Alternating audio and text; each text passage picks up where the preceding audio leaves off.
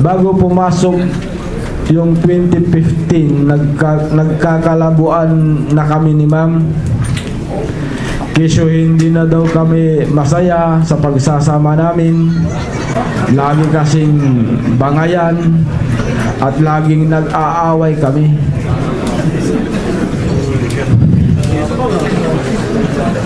Kaya nung nabalitaan ko na yung isang hagad niya na ang pangalan ay Warren Cristobal, ang bagong boyfriend niya, parang nasampal ko siya ng bahagya kasi si ma'am. Sabi ko, ubusin mo yata kaming mga security mo. Kaya simula noong January, bihira na akong pumasok sa DOJ, bihira na akong sumama sa kanya. At nag-stay ako sa Pangasinan, tapos nag-text siya, pumunta ka sa Maynila, may pipirmahan ka. Kasi hindi ka pumapasok, sumusweldo ka.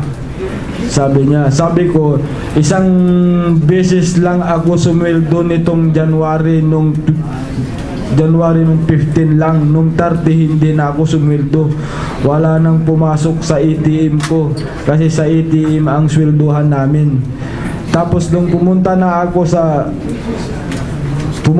ako, resignation na. Sabi ko kay ma'am, pinagre-resign muna ako na parang nagpapalipas lang ako ng sama ng loob sa Pangasinan. Nakakahiya kasi, sabi niya. At saka tama na rin ito para iwas gulo. Okay, para wala namang talagang gulo, ayaw ko ng gulo, sabi ko. Pinirmahan ko yung resignation letter mga katapusan ng February 2015. Kung baga, pinwirsan niya akong mag-resign. Si Jonel Sanchez po, nakilala ko dahil close-in security din siya ni ma'am.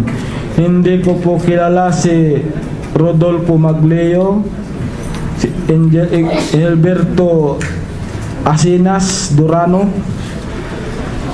si Jovencio Ablin, at si Renante Diaz. Si Herbert kilala ko lang po sa pangalan, pero hindi ko pa nakilala sa personal, nakikita sa personal.